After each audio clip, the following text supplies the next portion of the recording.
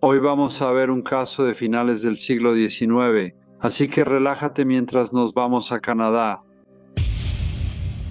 Emily Hilda Blake nació en 1878 en el condado de Norfolk, en Inglaterra. Su padre era un agente de policía y cuando podía complementaba los ingresos de la familia trabajando como jornalero en una granja. Aunque trabajaba arduamente para mantener a su familia, los salarios de ambos oficios eran modestos y como muchas familias de clase trabajadora en la Inglaterra rural victoriana, los Blake a menudo se encontraban en circunstancias financieras difíciles. Aunque su nombre era Emily Hilda Blake, todos la conocían como Hilda. Sus padres eran personas profundamente religiosas, pero la tragedia golpeó temprano en la vida de Hilda. Ambos padres murieron cuando ella y su hermano Thomas aún eran niños, dejándolos sin nadie que los cuidara. Como resultado, fueron admitidos en el hospicio de Heckingham, donde la vida era dura y las oportunidades eran pocas.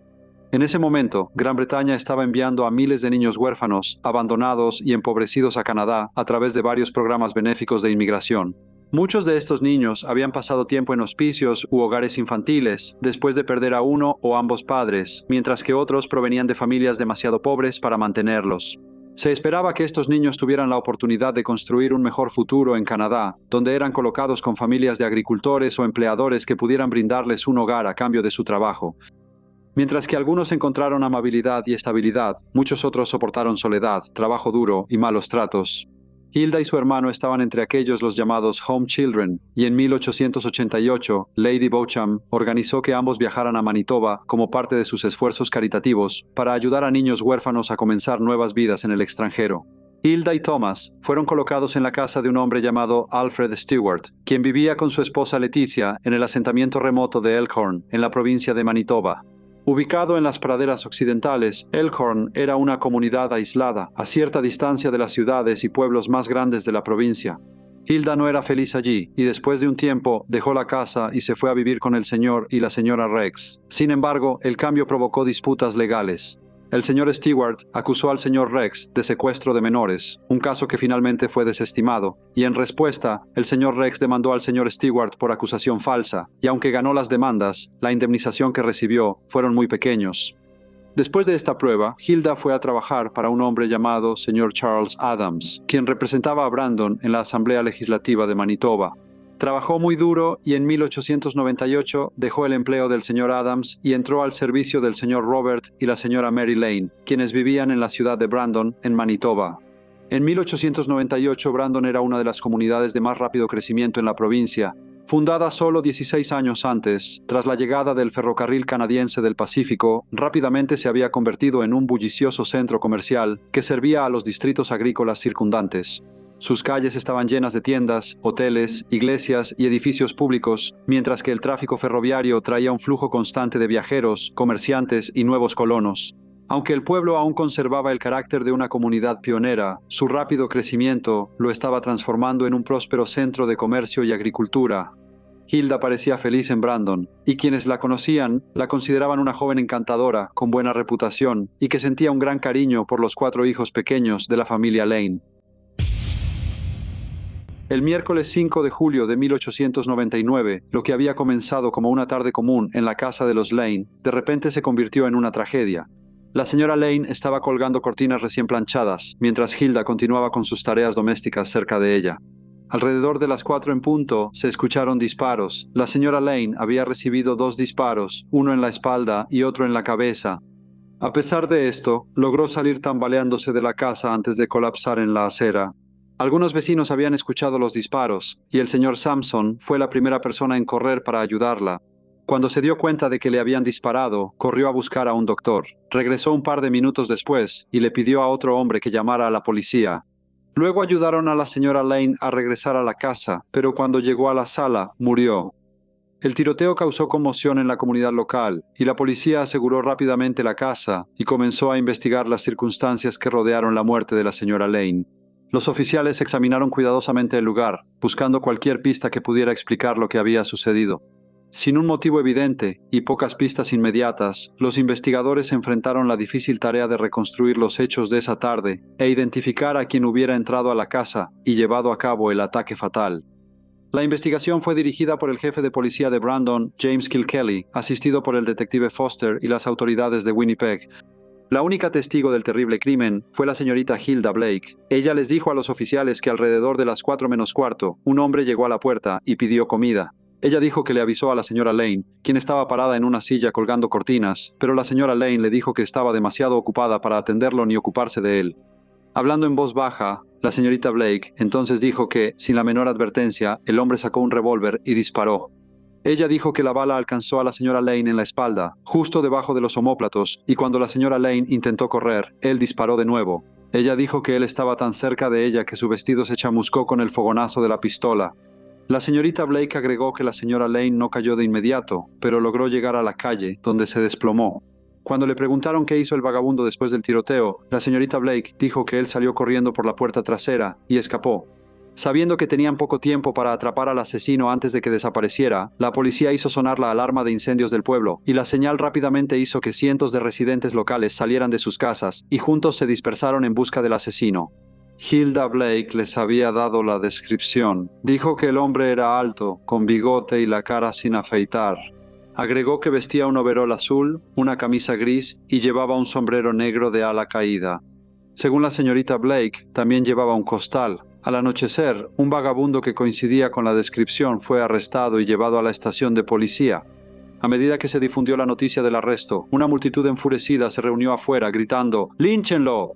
Sin embargo, después de que la señorita Blake fue llevada a la estación de policía, los agentes se dieron cuenta de que habían arrestado al hombre equivocado, ya que ella confirmó que no era la persona que le disparó a la señora Lane.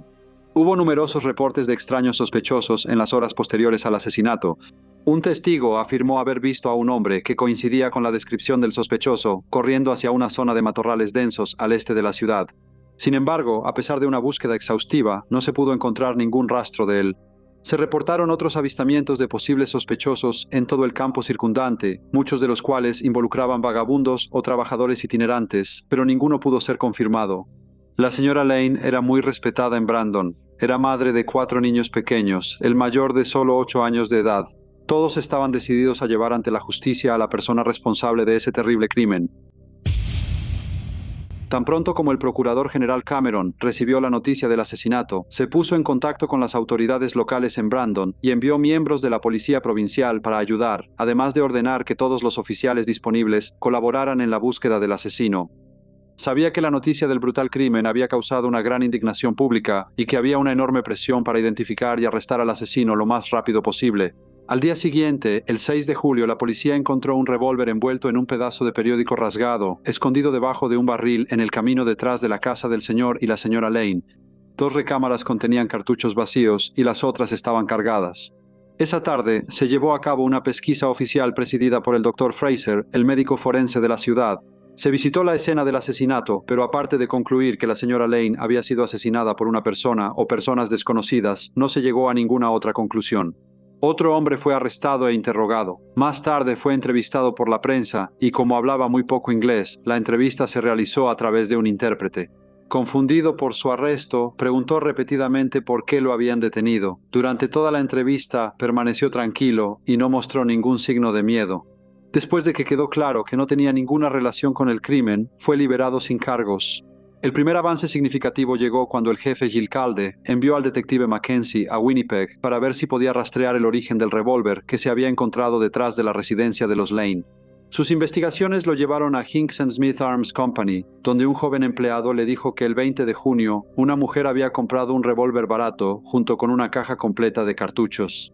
El empleado recordó que le había sorprendido ver a una mujer comprando ese tipo de arma. Explicó que, a petición de ella, le había mostrado cómo cargar el revólver abriendo la caja de cartuchos e insertando uno en la recámara.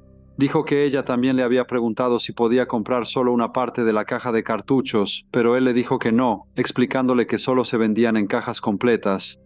Cuando el detective Mackenzie le pidió que describiera a la clienta, la descripción del vendedor coincidía estrechamente con la de Hilda Blake. Aunque esto era una pista prometedora, el detective aún necesitaba establecer si Hilda realmente había estado en Winnipeg el día en que se compró el arma. Visitó hoteles y restaurantes locales, donde descubrió que Hilda Blake había llegado a la ciudad la mañana del 20 de junio y se había registrado para cenar en Seymour House bajo el nombre de señorita Blake y, según testigos, había regresado a Brandon esa misma noche. Aunque la compra del revólver había puesto a la señorita Blake firmemente bajo sospecha, el jefe Kirkcaldy ya había comenzado a dudar de su versión sobre el tiroteo. Después de estudiar cuidadosamente los ángulos de las heridas de bala y la disposición de la habitación, concluyó que los disparos no pudieron haber sido disparados desde la posición donde Hilda Blake afirmó que el vagabundo había estado de pie. También le parecía poco probable que un vagabundo llevara un revólver tan limpio, que además había sido cuidadosamente envuelto en papel periódico. Con estas sospechas en mente, envió al detective Foster a registrar la habitación de Hilda Blake en la residencia de los Lane. Allí, el detective descubrió una botella de láudano, el empaque original del revólver y la parte restante del periódico en el que el arma había sido envuelta. El borde rasgado del periódico coincidía con el pedazo de periódico encontrado con el revólver, y esto proporcionó un vínculo crucial entre la señorita Blake y el arma homicida. La evidencia en contra de la joven ahora parecía abrumadora. El funeral de la señora Mary Lane se llevó a cabo el sábado por la tarde y asistió un gran número de dolientes. La abrumadora asistencia reflejaba la profunda simpatía que sentía toda la comunidad por la familia Lane tras una tragedia tan devastadora. El servicio fue oficiado por el reverendo McAdam Harding, asistido por el reverendo Ray Hill. El detective Mackenzie regresó de Winnipeg la mañana del domingo, acompañado por el señor Walter Sutton, el empleado de ventas de Hinks & Smith Arms Company. Antes de hacer un arresto, los oficiales decidieron confrontar a la señorita Blake con el señor Sutton sin revelar el verdadero propósito de la reunión. Creían que su reacción podría confirmar sus sospechas. El jefe Kirkcaldy fue a la residencia Lane y le pidió a Hilda que lo acompañara a la estación de policía. Le dijo que habían arrestado a otro vagabundo y que quería que ella viera si podía identificarlo. Hilda aceptó, pero en el camino se encontraron con el detective Mackenzie y el señor Sutton, aparentemente por casualidad. En el momento en que Hilda vio al señor Sutton, se puso nerviosa, mientras que el señor Sutton la reconoció de inmediato como la mujer que había comprado el revólver y discretamente se lo señaló a los detectives. Con la identificación confirmada, el magistrado emitió una orden de arresto contra Hilda y fue puesta bajo custodia. Al darse cuenta de que la policía había seguido el rastro del revólver hasta llegar a ella, se puso sumamente alterada. Después de leer los periódicos del sábado por la noche, que informaban que se había identificado al comprador del arma, supo que la investigación había llegado a su conclusión, y ahora comenzó a llorar incontrolablemente, y suplicó que le permitieran regresar brevemente a la casa de los Lane para despedirse de los niños. Prometió que, si se le permitía esto, entonces haría una confesión completa. El jefe de policía Kirkcaldy estuvo de acuerdo y la acompañó de regreso a la casa, donde observó cómo, entre lágrimas, abrazaba y besaba a los niños para despedirse. Al regresar a la estación de policía, cumplió su palabra e hizo una confesión completa. Dijo que había disparado a Mary Lane porque le tenía celos. Explicó que se había encariñado profundamente con los niños Lane y que ver el afecto que compartían el señor y la señora Lane con su familia la llenaba de envidia. Luego, después de una breve pausa, dijo que fue la envidia lo que la llevó a cometer el asesinato. Sin embargo, insistió en que había comprado el revólver, no para dispararle a la señora Lane, sino para usarlo si alguna vez lo necesitaba. Pero por alguna razón, el miércoles 5 de julio, en un ataque de locura, le disparó a su patrona. Cuando fue puesta frente a los magistrados, a Hilda se le preguntó si tenía alguna declaración que hacer, y después de una ligera vacilación, dijo: «Quiero decir que soy culpable y merezco el castigo más severo que la ley pueda dar». El magistrado entonces la envió a juicio. A medida que pasaban las semanas, el intenso interés público que había rodeado el asesinato comenzó a desvanecerse gradualmente. Aunque los periódicos seguían informando sobre los acontecimientos, había poca información nueva para satisfacer la curiosidad del público y la atención poco a poco se dirigió a otros temas. Sin embargo, esto cambió la tarde del 15 de noviembre de 1899, cuando una sala de audiencias abarrotada en Brandon quedó en silencio al comenzar el caso de Hilda Blake. De pie ante el juez Killam estaba una prisionera de 21 años acusada del asesinato en julio de la señora Mary Lane. Hilda estaba vestida con un vestido de terciopelo marrón y mantenía una actitud tranquila, aunque se veía bastante pálida. Sin embargo, el proceso legal fue extraordinariamente breve. Cuando el juez le preguntó si tenía representación legal o si deseaba un abogado, Hilda simplemente respondió: «No, gracias». A pesar de su negativa, el juez Killam insistió en pausar la sesión para que el abogado local, el señor G.R. Caldwell, pudiera hablar con ella en privado. Después de una breve consulta, él regresó para informar al juez que su consejo no sería de utilidad para la prisionera y que ella seguía firme en su intención de admitir toda la culpabilidad. Cuando se leyó el cargo formal de asesinato intencional, a pesar de las advertencias del juez, Hilda se declaró culpable. Debido a esto, el juicio concluyó casi de inmediato, y el juez Killam dictó formalmente la sentencia obligatoria de muerte por ahorcamiento. Los presentes se sorprendieron un poco por la calma y compostura de Hilda. Muchos parecían mirarla con simpatía, viéndola no como una criminal empedernida, sino como una joven modesta y trágica. Sin embargo, la calma que mostró dentro de la sala del tribunal desapareció en cuanto salió de la vista del público. Una vez afuera, la tensión del proceso la abrumó y se derrumbó, cayendo en estado de shock y sollozando incontrolablemente. Después de esto, Hilda fue devuelta a la cárcel de Brandon para esperar su ejecución. Durante su encarcelamiento, Hilda intentó escapar con la ayuda de la celadora Emma Strip, quien le proporcionó una lima de metal. El intento fue descubierto antes de que pudiera tener éxito, y la celadora fue posteriormente condenada por ayudar a una prisionera sentenciada a muerte. Mientras esperaba su destino, Hilda también escribió un poema titulado My Downfall. Esto reflejaba las decisiones que había tomado y que la habían llevado a la celda de condenados a muerte, y fue publicado por un periódico local.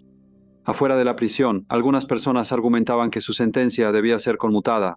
La doctora Amelia Yeomans, médica y destacada defensora de los derechos de las mujeres, sostenía que la condición mental de Hilda debía ser tomada en cuenta. Ella sugirió que Hilda había sufrido de una forma de enfermedad mental y exhortó al gobierno a concederle clemencia. La apelación fracasó. Las autoridades federales se negaron a intervenir en la sentencia, lo que significaba que la ejecución seguiría adelante como estaba planeado.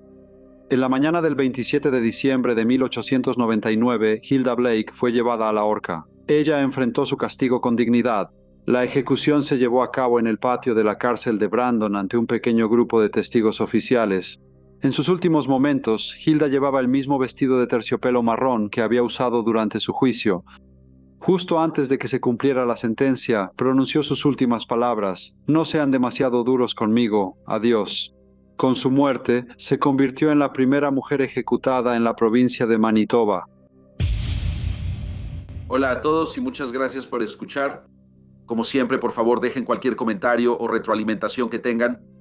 Y espero verlos a todos de nuevo en el próximo Briefcase.